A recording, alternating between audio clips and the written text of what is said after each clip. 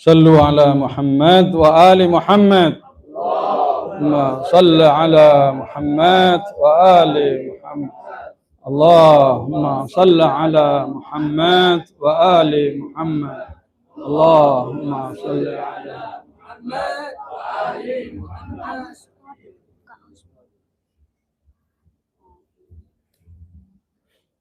ثانيا لحب الحسين صلوا على محمد وآل محمد. اللهم صل على محمد وآل محمد. اللهم صل على محمد وآل محمد. اللهم صل على محمد وآل محمد.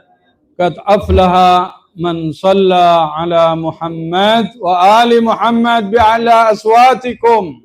اللهم صل على محمد وآل محمد. اللهم صل على محمد وآل محمد. اللهم صل على محمد وآل محمد. بسم الله الرحمن الرحيم.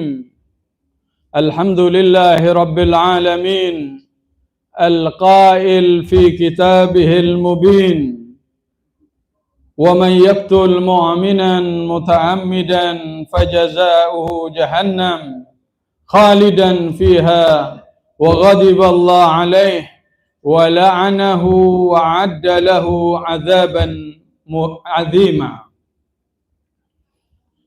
والصلاة والسلام على أشرف الأنبياء والمرسلين حبيبنا وحبيب العالمين بالقاسم المصطفى محمد. اللهم صل على محمد وآل محمد. اللهم صل على محمد وآل محمد. اللهم صل على محمد وآل محمد وعلى آله الطيبين الطاهرين ومن تبعهم بإحسان إلى يوم الدين. رب اشرح لي صدري ويسر لي أمري واحلل عقدة من لساني يفقه قولي. سبحانك لا علم لنا إلا ما علمتنا إنك أنت العليم الحكيم. Puji dan syukur kehadirat Allah Subhanahu wa taala, karena rahmat dan karunia-Nya kita dapat berkumpul kembali di majlis memperingati kesyahidan Imam Al-Husain alaihissalam. Dan setiap tahun para pencinta Ahlul Bait pasti akan memperingati majalis Al-Imam Al-Husain dari 1 sampai 10 Muharram, bahkan di Arba'in juga, dan hampir kadang setiap minggu. Seperti guru saya Sayyid Adil Alawi, Ayatullah, seorang Ayatullah, setiap hari Kamis mewajibkan di rumahnya mengadakan majlis Al-Imam Al-Husain alaihissalam dan memberi makan walaupun semampunya, katanya. Saya mampu ngajak 20 orang, saya ajak 20 orang ke rumah saya untuk majlisnya Imam Al-Husain. Dengan itu, katanya, saya mendapat fuyudat ilahiyah. Saya mendapat ketenangan kerohanian yang luar biasa. Berkatnya mengadakan majlis Al-Imam Al-Husain ini beliau dapatkan secara langsung dan beliau rasakan. Karena itu beliau berusaha, kalau ada uang, ada duit, pasti akan mengadakan dan mewajibkan. Dan Allah mudahkan baginya untuk pengadaan majlis Al-Imam Al-Husain di rumahnya. Padahal beliau juga seorang talabeh, seorang pelajar, dan seorang guru. Di saat yang sama guru. Terakhir beliau menjadi seorang mujtahid dan menjadi marji' taklid, menjadi Ayatullah al-Azmah. Ini kelebihan majlis Al-Imam Al-Husain alaihissalam. Kenapa majlis Imam Husain ini bagi pencinta wajib memperingatinya, ya. Saya katakan wajib karena majelis yang seperti ini yang akan mengajarkan kita bagaimana kita berlaku adil dalam kehidupan kita ini. Majelis yang seperti ini mengajarkan kita bagaimana kita tidak berlaku zalim kepada siapapun hamba Allah, walaupun mereka non-muslim, walaupun mereka musyrikin, selagi tidak memerangi kita, maka kita, Allah mengajarkan di dalam ayat Quran, la yanhakumullah, Allah tidak melarang Anda bagi mereka yang tidak memerangi Anda dalam agama Anda, antabarruhum, Anda berlaku baik kepada mereka, wa tuqsitu ilaihim, dan Anda berlaku adil. Innallaha yuhibbul muqsitin. Allah amat mencintai orang-orang yang berlaku adil.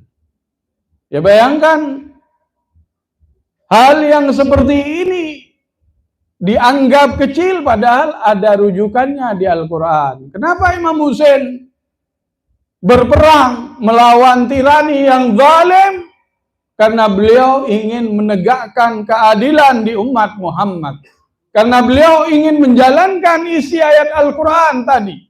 Karena beliau tidak terima kalau ayat-ayat Al-Quran ini dijadikan bahan mainan oleh mereka yang mengaku Muslim. Padahal mereka bukan orang Muslim. Islam belum masuk di hatinya. Karena kalau mereka mengaku Muslim, tidak mungkin akan membunuh sesama Muslim. Tidak mungkin akan membunuh orang yang mukmin. Ini ayat Al-Quran. Wa man qatala mu'minan muta'ammidan wa man yaqtul mu'minan muta'ammidan wa jazaohu jahannam. Siapa yang membunuh orang mukmin dengan sengaja, balasannya adalah jahannam khalidan fiha, akan kekal dalam neraka jahannam. Wa ghadiballahu alaih, setelah itu ditambah oleh Allah, Allah murka kepada orang yang membunuh orang mukmin. Wa addalahu wa la'anahu, dan Allah juga melaknatnya, ya, melaknat pelaku pembunuhan.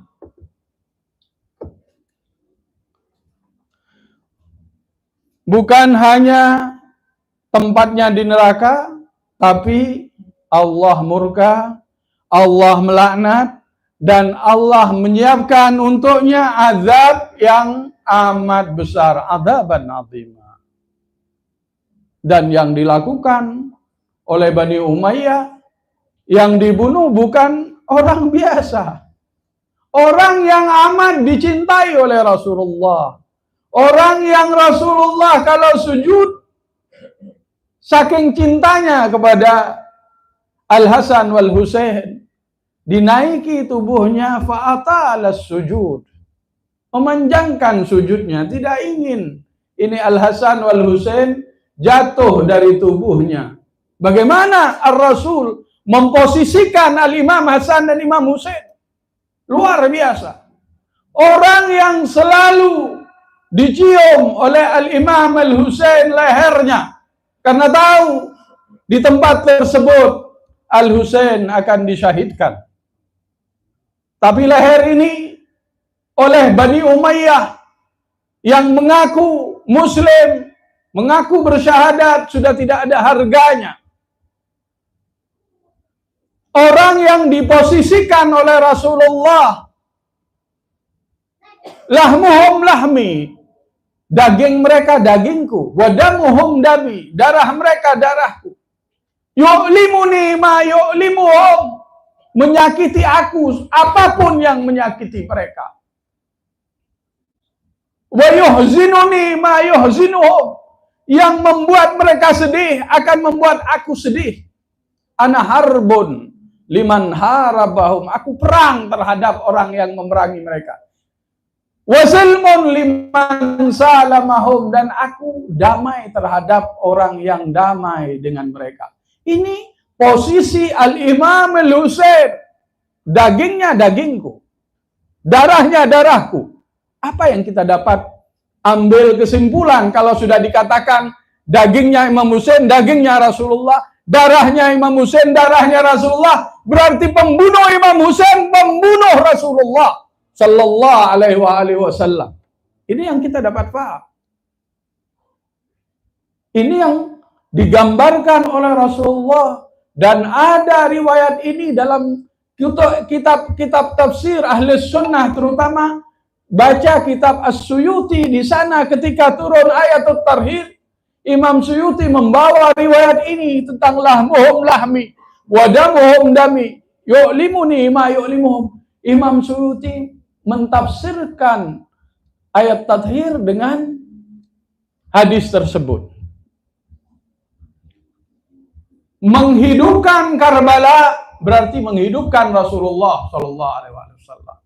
Dengan keterangan Nabi ini, jadi kita menghidupkan Al-Husain berarti menghidupkan Rasulullah. Karena apa?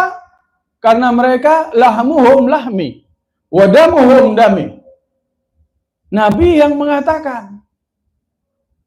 Berarti kita menghidupkan syiar-syiar Ahlul Bait, termasuk Imam Ali. Menghidupkan juga Rasulullah. Jangan salah paham. Ini orang-orang pengikut Ahlul Bait, pencinta Ahlul Bait hanya membesarkan Al-Husain. Lah, kalau Anda katakan demikian, kita juga mengadakan Maulid Nabi.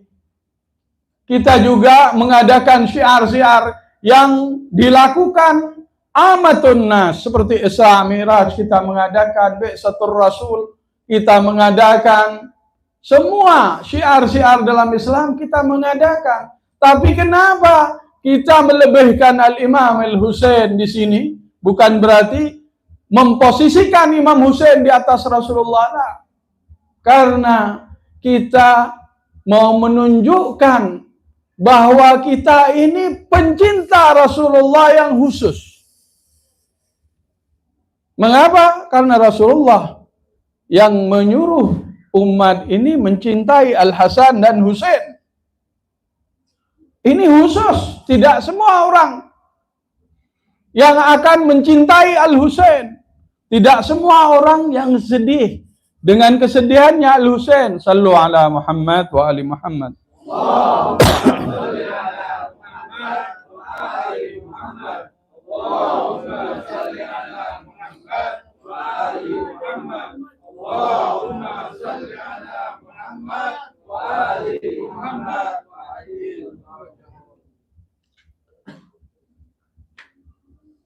Semua orang mengatakan la ilaha illallah Muhammadur Rasulullah, tapi belum tentu mereka berwilayah kepada waliullah.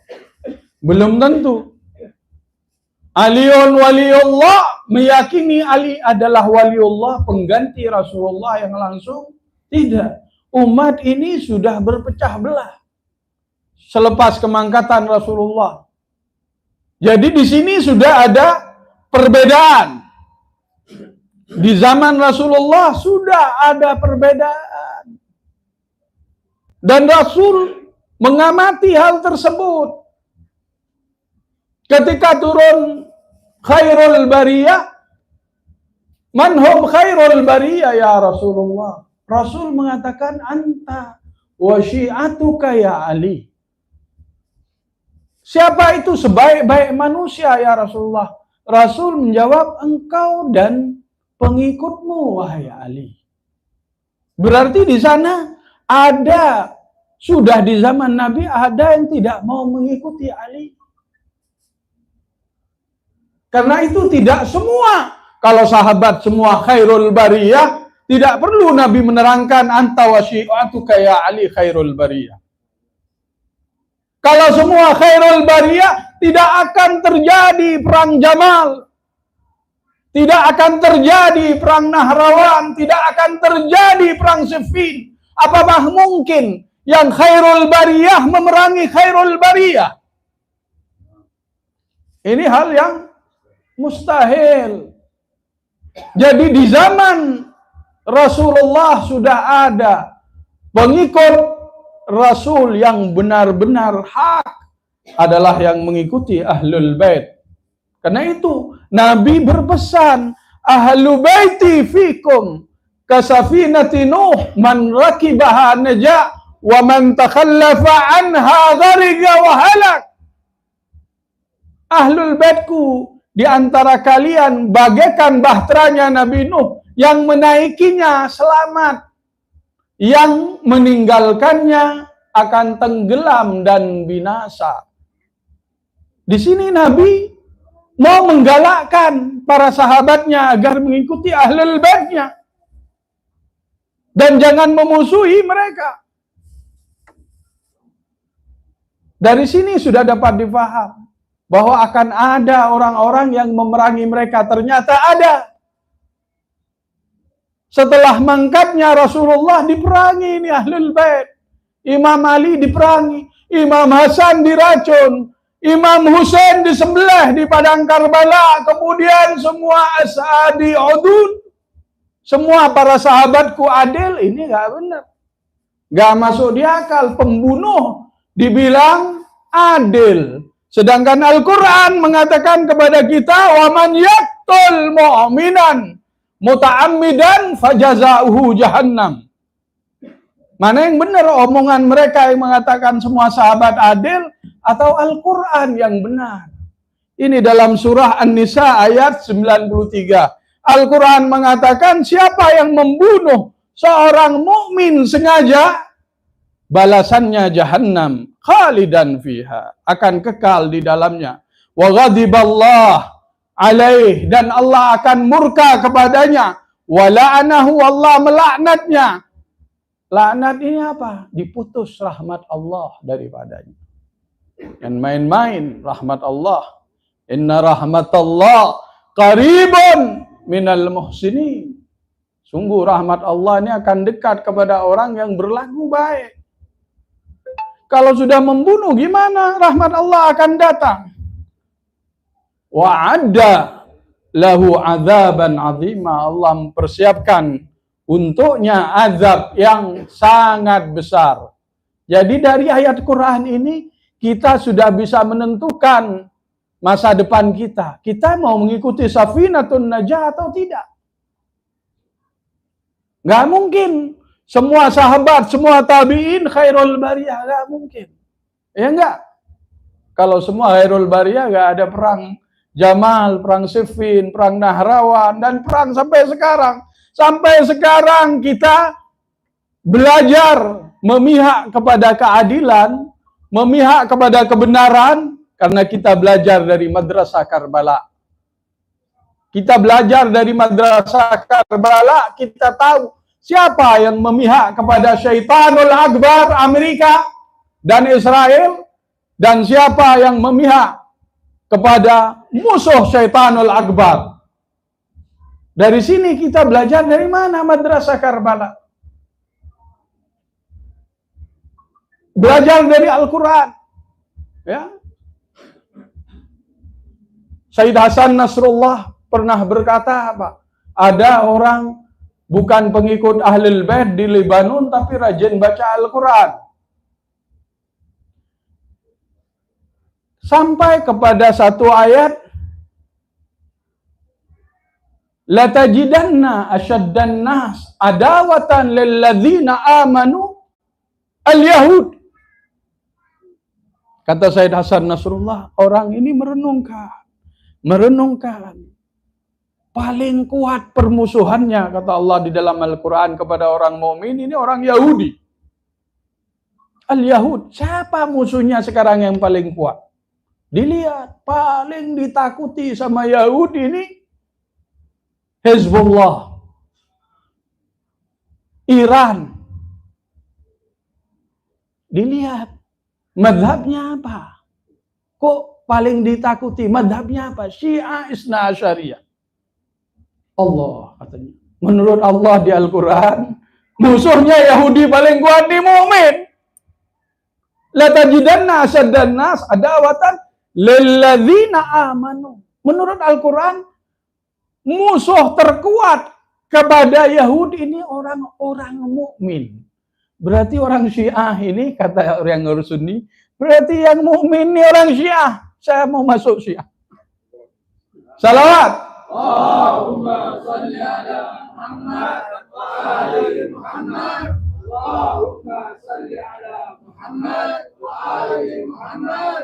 Allahumma shalli ala Muhammad wa ali Muhammad. Jadi kita banyak belajar dari Madrasah Karbala untuk memihak kepada siapa sekarang. Perang antara Iran dan Hizbullah dan Houthi Yaman kepada Zionis sudah kita ditunjukkan bahwa mereka orang-orang mukminin. Dan yang tidak memihak kepada mereka dan bersinergi kepada Yahudi bukan mukminin menurut Al-Qur'anul Karim. Kita sudah tahu. Ya, ini ujian, Suf. Kadang kita memihak kepada kebenaran, nyawa kita terancam. Mata pencarian kita mungkin akan dikibiri sama orang-orang zalim. Karena itu kata Imam Muzain, ini la akhruju mufsidan wala zaliman wala mufsidan. Ini Ahlul Bait ini keluar tidak pernah berlaku zalim. Keluar memerangi Yazid bukan berlaku zalim. Dan tidak mau merusak di bumi Allah. Tapi mau menegakkan keadilan. Di sini kita dapat belajar daripada Imam Hussein. Ketika kita memihak kepada Islamic Republic of Iran dalam memerangi Zionis, hanya orang-orang yang tidak agamis, yang tidak cinta agamanya, yang akan bersinergi dengan Zionis yang zalim. Banyak yang diuji oleh Allah, ustadz-ustadz yang sudah dikelabui matanya dengan duit, menjadi corongnya Zionis, memihak kepada Zionis dan menyerang Iran dengan dalih apa? Madhabnya Syiah. Katakan, kita tidak mau. Lepaskan, tanggalkan agama dari tubuh ini. Tanggalkan madhab dari tubuh ini. Mari kembali kepada hati kecil Anda. Anda mau memihak kepada kezaliman? Fitratullah allati fataran nas alaiha. Allah sudah fitrahkan. Hati manusia akan condong kepada keadilan. Condong kepada kebenaran. Karena itu ada riwayat dari Rasulullah, kalau kita bingung, tanyakan hati Anda. Yufti akan memberi jawaban kepada Anda. Tanggalkan. Ya, katakan kepada mereka yang membicarakan, membesar-besarkan mengenai madhab, yang memerangi Zionis ini karena orang Syiah. Mari Anda yang bukan pengikut Ahlul Bait perangi Zionis. Supaya Anda dilabelkan oleh Al-Quran, Anda orang mukmin. Karena yang memerangi Yahudi menurut Al-Quran, ini orang mukmin. La tajidanna asyaddan nas adawatan lilladzina amanu al-yahud. Mari, Anda ingin label mukmin, perangi Zionis yang zalim, yang mufsid. Ini nggak ada bedanya. Mereka ini Zionis yang sekarang memerangi di Palestina, di Gaza, membunuhi anak-anak kecil, membunuhi wanita yang tidak berdosa, anak yang tidak berdosa, orang tua renta, semuanya dibom tanpa memberitahu sebelumnya, tempat sipil langsung dibomnya. Akal yang sehat akan mengatakan, no way, saya tidak akan memihak. Walaupun saya tidak agamis. Anggap saya ateis. Anggap saya ateis. Tapi Anda ada fitrah untuk memihak kepada kebaikan. Ya, naluri yang baik yang Allah sudah titipkan. Ini harus diikuti.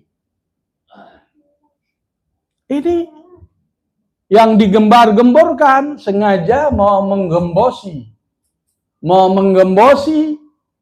perjuangan pengikut Ahlul Bait. Jadi kita bukan tambah tergembosi, tambah kita makin kuat iman kita.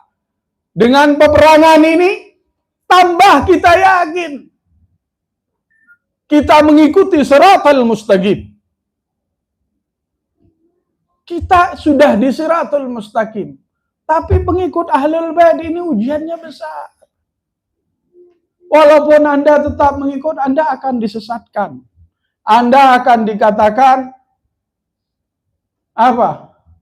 Pemaki sahabat, pelaknat sahabat. Ini tuduhan-tuduhan yang sudah basi. Mereka memaki, mengkafirkan abah uminya Rasulullah, gak apa-apa. Pamannya Rasulullah, gak apa-apa. Tapi kita tidak punya hak menyalahkan sebagian, bukan semua. Sebagian segelintir daripada sahabat Nabi yang menyeleweng daripada perintah Nabi dan tidak mengikuti Amirul Mukminin Ali bin Abi Thalib, bahkan memerangi Amirul Mukminin Ali bin Abi Thalib. Kita tidak ada hak menurut mereka. Semua itu udul. Semua mereka adil katanya. Tapi dasarnya apa? Kalau adil mau memusuhi Imam Ali. Gak mungkin. Karena Imam Ali kata Rasulullah, Aliun mal haq wal haq ma Ali. Ali bersama kebenaran dan kebenaran bersama Ali. Gimana mau mengikuti, mau dikatakan label adil sedangkan mereka memerangi kebenaran? Yadurul haq haitsu madara Ali. Kata Rasulullah, berputar kebenaran di mana Ali berputar. Ya di sana. Terus kebenaran berjalan ke barat. Yang menentang kebenaran berjalan ke barat dikatakan mereka orang-orang yang adil. Sehatkah akal Anda? Perlu diperiksa di hospital, di rumah sakit yang mental ya. Kita diberi oleh Allah untuk membedakan fahadainahun najdain. Kita diberi untuk membedakan dua kebenaran, jalan yang batil, jalan yang sesat. Kita diberi oleh Allah. Dengan apa diberi? Dengan berpedang ke Ahlul Bait. Karena Ahlul Bait safinatun najah. Gak bisa ditinggalkan. Kalau ditinggalkan, kata janji Rasul, Anda akan tenggelam. Anda akan binasa. Anda akan sesat. Taraktu fikumus tsaqalain ma in tamassaktum bihima lan tadillu ba'di. Aku tinggalkan kepada Anda dua hal yang berat. Selagi berpegang kepada keduanya, kalian lan tadillu ba'di. Kalian tidak akan sesat selama-lamanya. Kitab Allah wa itrati ahli baiti. Kitab Allah dan itrahku ahlul baitku. Gak ada kitab Allah wa ashabi. Ada? Gak ada. Kalau ada wa ashabi berarti ashabur Rasul semua maksum. Karena yang diposisikan dengan Al-Quran setara dengan Al-Quran. Yang dapat menjabarkan Al-Quran. Mereka adalah Al-Quranun natik. Mereka adalah Quran yang berbicara. Kata Imam Ali, ketika dipaksakan berdamai dengan Muawiyah di perang Siffin dan diangkat oleh Abu Musa Al-Quran, katanya hada Quranun samit. Ini Quran yang diam. Wa anal Quranun natik. Aku adalah Al-Quran yang berbicara, yaitu yang dapat menjabarkan isi Al-Quran. Quran samit ini tidak dapat menjabarkan dirinya sendiri. Dan tidak dapat setiap orang menjabarkan Quran samit kecuali ahlu baitin nubuwah. Karena apa? Dalilnya apa? La yamassuhu illal mutahharun.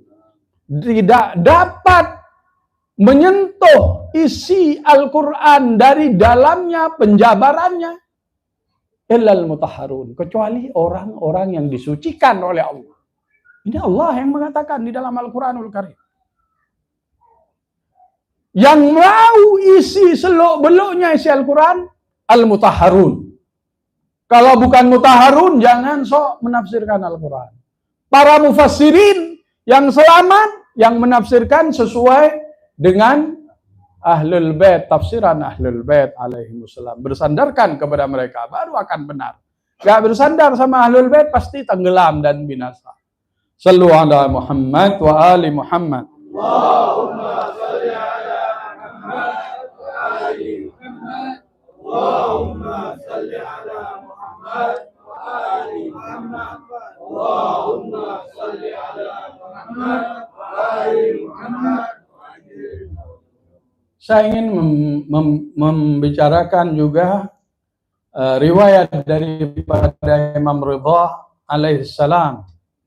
Imam Ridha alaihissalam, beliau dalam kitab Al-Amali Lis-Saduq pernah berkata, katanya sesungguhnya Muharram adalah bulan di mana masyarakat jahiliyah dulu sangat menghormatinya.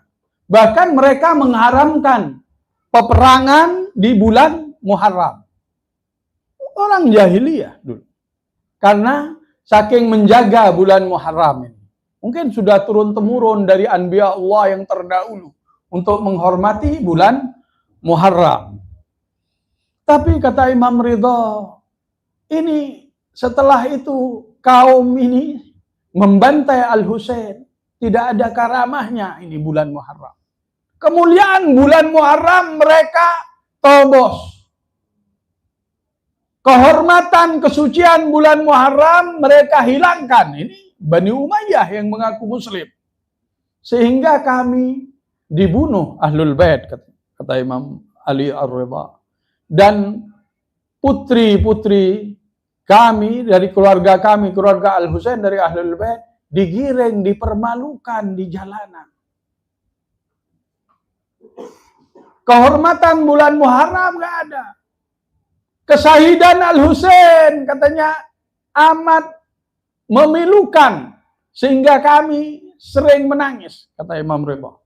Ya, ini arti riwayat secara penjabaran yang kesimpulannya. Ya. Kemudian kata Imam Ar-Ridha alaihissalam, kesedihan ini berterusan melihat pembantaian Al-Husain di padang Karbala sehingga seterusnya jiwa ini merasa sedih. Sampai Imam Ridha alaihissalam setelah itu mengatakan apa? Dan kesedihan ini kami wariskan. Berarti ada azab. Selalu diulang-ulang. Sampai diwarasahkan kesedihan. Sampai bulan Muharram seperti kita ngadakan. Ini yang dianjurkan oleh Imam Ali Ar-Ridha alaihissalam. Penderitaan dan cobaan berat ini, hari itu telah mewariskan kesedihan dan penderitaan kepada kami hingga hari kiamat. Maka, kata Imam Ridha, menangislah. Disuruh Syiahnya Imam Ali Ridha suruh nangis. Apa khasiat daripada menangisi Al-Husain? Kata Imam Ali Ridha, alirkan air matamu untuk orang-orang yang seperti Al-Husain. Karena menangis untuknya dapat menghapus dosa-dosa besar. Subhanallah. Ini menangisi Al-Husain, kita sering ingin diampuni dosa kita oleh Allah supaya rezeki kita terbuka, urusan kita dilancarkan. Karena dosa ini penghambat rezeki, penghambat doa, penghambat rezeki, penghancur kenikmatan. Ini yang mengatakan bukan saya, Amirul Mu'minin Ali bin Abi Thalib. Allahumma ighfir liyadz-dzunub allati tahbisud du'a. Ya Allah, ampunkan dosa-dosa yang menahan doa. Allahumma ighfir liyadz-dzunub allati tunzilul bala. Ya Allah, ampunkan dosa-dosa yang membuat balamu diturunkan kepada kami. Allahumma ighfir liyadz-dzunub allati taqta'ur raja. Ya Allah, ampunkan dosa-dosa yang membuat pengharapan ini kau putus. Allahumma ighfir liyadz-dzunub allati tughayyirun ni'am. Ya Allah, ampunkan dosa-dosa yang membuat nikmat-Mu Kau robah dari kami. Tadinya senang, tenang berdoa, tiba-tiba gak nikmat berdoa. Ini dosa semua. Yang merubah adalah dosa. Gimana cara meleburkan dosa ini? Imam Ridha ngajarkan. Menangislah untuk Imam Husain. Anda akan diampunkan dosa-dosa besar Anda. Kata Imam Ridha. Jadi menangisi Imam Husain satu cara, satu wasilah untuk kita diberi kenikmatan, ditukucurkan rezeki, dipanjangkan umur, semuanya, semua keberkahan akan diberi dengan menangis kepada Al-Imam Al-Husain alaihi salam. Sallu ala Muhammad wa ali Muhammad. Allahumma salli ala Muhammad wa ali Muhammad. Allahumma salli ala Muhammad wa ali Muhammad. Allahumma salli ala Muhammad wa ali Muhammad. Masih mau ditambah atau cukup? Masih semangat ya? Ya. Kalau masih semangat, saya akan ingin menambahkan lagi, kita akan sering mendengar hadis Nabi yang mengatakan takhallaku bi akhlaqillah. Berakhlaklah kalian dengan akhlak Allah. Akhlak Allah ini juga ya man sabagat rahmatuhu ghadabah. Rahmatnya didahului daripada murkanya. Ini akhlak Allah. Dan ini dilakukan oleh Amirul Mu'minin alaihi salam. Ya, dalam kisahnya Syekh Behjat, Ayatullah Behjat. Allama Behjat, Ayatullah Behjat, seorang guru rohani di kota Qom. Mengisahkan pengalamannya semasa di kota Najaf. Ada di antara sungai Furat dan Dajlah, pertengahan pertemuan sungai Furat dan Dajlah, itu ada satu desa namanya desa Mushib. Di sana, di desa tersebut, ada pencinta Ahlul Bait yang tinggal di sana dan bertetanggaan dengan yang tidak suka kepada Ahlul Bait alaihissalam. Kemudian setiap kali pencinta ini mau menziarahi Amirul Mu'minin Ali bin Abi Thalib, pasti diomeli, dicemooh oleh yang nggak suka. Ya, ini Syekh Behjat menceritakan, tapi tidak menceritakan bahwa itu dirinya. Tidak ada kemungkinan besar yang terjadi itu kepada dirinya beliau. Cuma dia menceritakan siapa orangnya. Cuma memberitahu punya tetangga yang pembenci Ahlul Bait alaihissalam. Sampai suatu hari katanya, orang pencinta Ahlul Bait ini gak kuat. Karena orang ini mencemuh yang amat parah. Akhirnya beliau ziarah kepada Amirul Mu'minin, menangis. Di pusara Amirul Mu'minin, ya Imam, aku boleh terima diriku dihina, dicaci. Tapi saat engkau dihina, aku tidak sanggup ya Imam. Kenapa kau tidak balas ya Imam kepada orang ini? Bicara kepada kuburan Imam Ali alaihissalam. Kemudian Imam Ali di malamnya mendatangi orang pencinta ini dan mengatakan, ketahuilah orang ini saya tidak balas karena beliau pernah ketika lewat di sungai Furat ingat pembantaian Al-Husain alaihissalam, membatini, kata Imam Ali, dan mengatakan kalaulah Umar bin Sa'ad tidak melakukan apa yang dia lakukan kepada Al-Husain, ini Umar bin Sa'ad terlalu buruk akhlaknya, kejam, kata. Hanya mengatakan demikian. Karena itu pembatinan tersebut saya tidak mau membalas kepada orang ini. Subhanallah. Ingat, kepada masahibnya Imam Husain, Imam Ali berlaku rahmat. Walaupun sering dihina. Karena ingat kebaikannya, ingatannya, kalaulah cuma ngomong seperti itu. Umar bin Sa'ad tidak memerangi Al-Husain. Umar bin Sa'ad ini kejam. Padahal dirinya tiap hari menghina Amirul Mukminin sudah perbuatan yang dahsyat. Tapi mengingat kepada kebaikan yang sedikit dari pembenci Ahlul Bait ini sama Imam Ali dikenang.